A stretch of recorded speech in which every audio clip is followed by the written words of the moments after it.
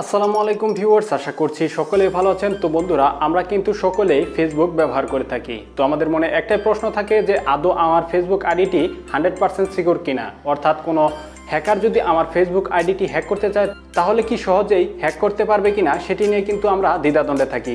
আজকের এই ভিডিওটিতে আমি আপনাদের এমন তিনটি সেটিংসের কথা বলে দিব যে তিনটি সেটিংস আপনি যদি অন না করে থাকেন তাহলে অবশ্যই আপনি এই তিনটি সেটিংস অন করে নেবেন। তা না হলে কিন্তু আপনি খুব দ্রুতই বিপদে পড়তে যাচ্ছেন। যে কোনো হ্যাকার কিন্তু চাইলেই আপনার ফেসবুক আইডিটি হ্যাক করতে পারে যদি এই তিনটি সেটিংস না করে থাকেন।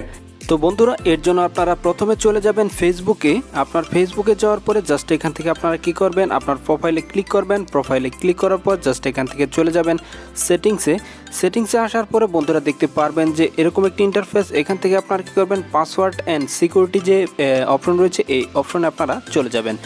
তো এখানে আসার পরে ঠিক এরকম একটি ইন্টারফেস চলে আসবে। তো এখান থেকে আপনার প্রথম যে সেটিংসটি রয়েছে সেটি আপনারা এখান থেকে করবেন। এখানে দেখতে পারবেন যে প্রথমে রয়েছে where you are log in, অর্থাৎ আপনার এই আইডিটি কোন কোন ডিভাইসে লগ ইন করা রয়েছে সেটি কিন্তু এখান থেকে দেখতে পারবেন। এখানে দেখতে পাচ্ছেন সি অল, এখানে জাস্ট ক্লিক করবেন।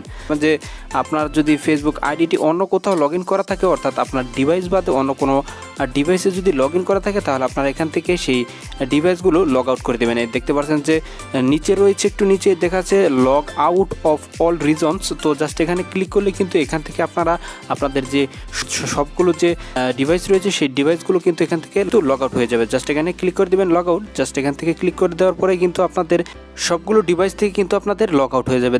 দেখতে পাচ্ছেন আমার কিন্তু একটি ডিভাইসে কিন্তু লগ ইন রয়েছে। তো এটি আপনাদের প্রথম সেটিংস থাকবে।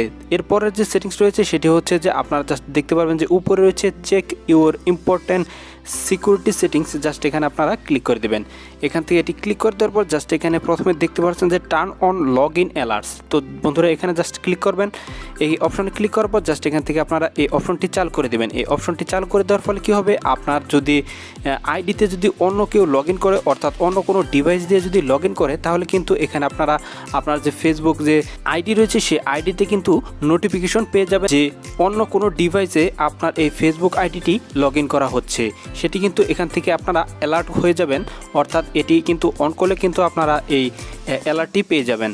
তো জাস্ট এটি অন করে দেবেন। এটি হচ্ছে দ্বিতীয় সেটিংস। 3 নম্বর সেটিংস হচ্ছে যে এখান থেকে আপনারা নিচে দেখতে পাচ্ছেন যে টার্ন অন 2 ফ্যাক্টর অথেন্টিকেশন। এখানে জাস্ট আপনারা ক্লিক করে দেবেন।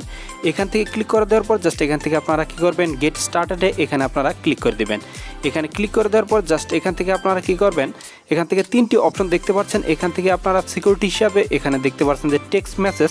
তো জাস্ট এখানে আপনারা ক্লিক করে দেবেন। এখানে ক্লিক করে দেওয়ার পর জাস্ট এখান থেকে আপনারা কন্টিনিউতে প্রেস করে দেবেন। কন্টিনিউতে প্রেস করে দেওয়ার পরে জাস্ট যে নাম্বারে আপনার এই এসএমএসটি আসবে সেই নাম্বারটি এখান থেকে সিলেক্ট করে জাস্ট এখান থেকে কন্টিনিউতে ক্লিক করে আপনার একটি ভেরিফিকেশন কোড যাবে এই নাম্বারে। সেই ভেরিফিকেশন কোডটি এখানে দিয়ে জাস্ট এখান থেকে আপনারা কন্টিনিউতে প্রেস করে দেবেন। কন্টিনিউতে প্রেস করলে দেখতে পারবেন যে আপনার এখানে পাসওয়ার্ড চাবে, সেই পাসওয়ার্ডটি দিয়ে এটি কিন্তু আপনারা টু স্টেপিফিকেশন যে অপশনটি রয়েছে সেটি কিন্তু আপনারা এটি চালু করে দেবেন। তো কন্টিনিউতে প্রেস করলে দেখতে পাচ্ছেন যে এখানে 2 ফ্যাক্টর অথেন্টিকেশন ইজ অন হয়ে গেছে। তো জাস্ট এখানে আপনারা ডান দিয়ে দিবেন।